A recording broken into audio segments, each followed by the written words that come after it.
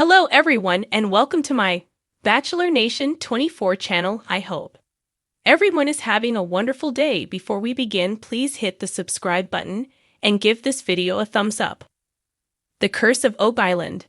Dr. Ian Spooner says something special happened on island as he discusses water sampling.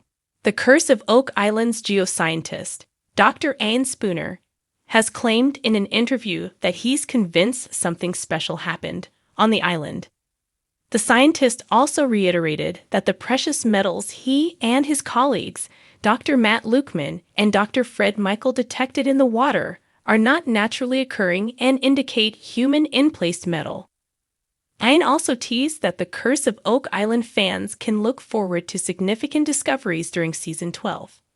He said a big revelation about water is coming this year. This week, Ian and Matt appeared on the Jeffrey 906 podcast with hosts Jeff Freeman and Tom Burns. They discussed their work on Oak Island in depth. Ian and Matt were reluctant to be drawn on their theories about who may have buried treasure and why.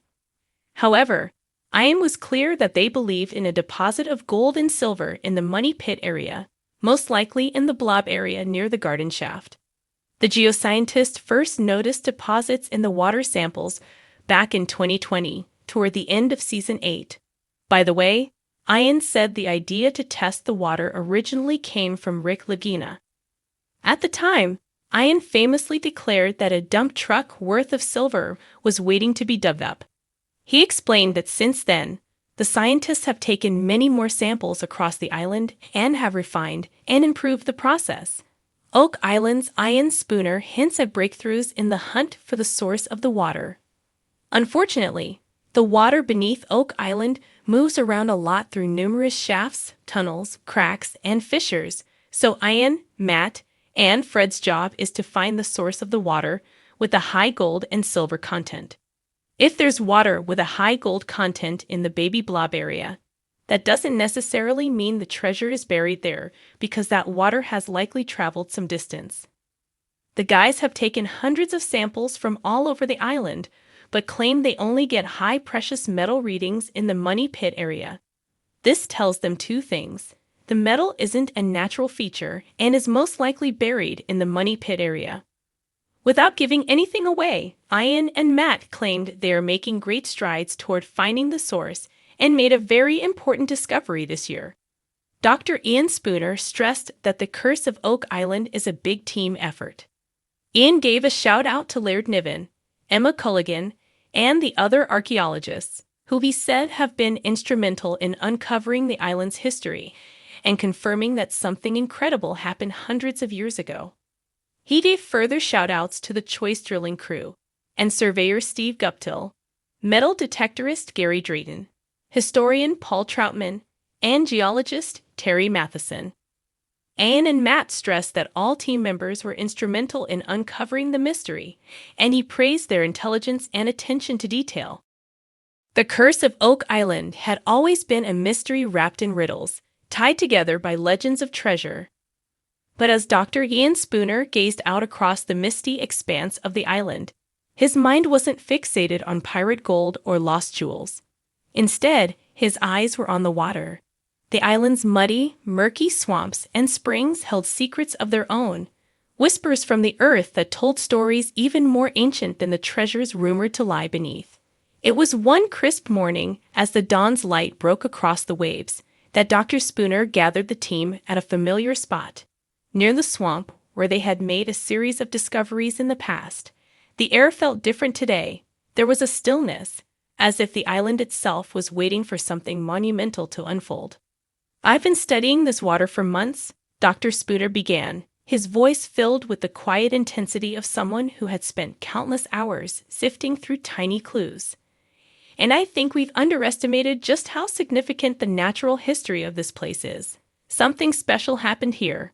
Rick and Marty Lagina, the heart and soul of Oak Island's long-standing treasure hunt, exchanged glances. Over the years, they had been witness to many promising leads, some of which had ended in disappointment. But Dr. Spooner had a way with the island, a deep connection with its pulse. He saw things others didn't, nuances in the earth, subtle changes in the landscape, and in this case, the story hidden in the water. He continued, pointing toward the swamp. This water, it's not just a stagnant pool left behind by time. It's a living archive, and the samples we've taken are revealing something extraordinary. The group gathered closer, their curiosity piqued. Craig Tester, with his sharp analytical mind, leaned in, clearly intrigued by Dr. Spooner's findings. "What kind of results are we looking at here?" he asked. Dr. Spooner paused for a moment, the weight of his next words hanging heavy in the air. "There are anomalous levels of certain minerals and chemicals, elements that shouldn't be present unless something out of the ordinary occurred here." His finger traced a map of the island's waterways, showing the paths the underground channels took. "And it's not just that. The organic material we found in the samples suggests a significant event, something dramatic, happened here centuries ago." Rick furrowed his brow, his thoughts racing back to the countless theories that had swirled around Oak Island since their search began. "You're saying this water is telling us that something huge took place here. But what kind of event are we talking about?" Dr. Spooner's eyes sparkled with the passion of a man whose mind was dancing with possibilities. "I believe the answer lies in a combination of natural and human factors. It's possible that during the construction of whatever is buried here, whether it's a treasure or something else, there was a monumental disruption. The water, over the centuries, has recorded that moment, preserving the traces of it in its very composition." Marty raised an eyebrow. "You mean like a flood or a cave-in?" Dr. Spooner nodded thoughtfully. "Something of that nature, yes, but there's more. We've also detected traces of organic material, possibly wood or fabric, that could have been part of some structure. It's not modern, that much we can confirm. It dates back several centuries." The air grew thick with anticipation. Each member of the team knew they were on the cusp of another significant breakthrough. But with Oak Island, the journey was always as uncertain as it was thrilling. For every clue unearthed, a dozen more questions arose.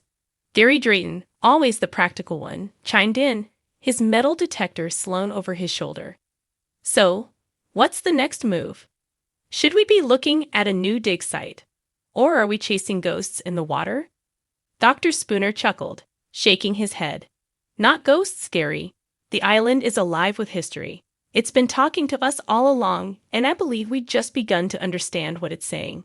The team huddled closer around Dr. Spooner as he laid out his plan.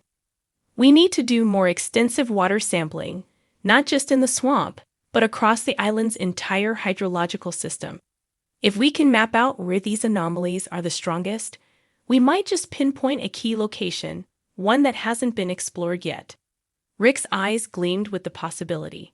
After all these years, it felt like the island was finally starting to reveal its most guarded secrets.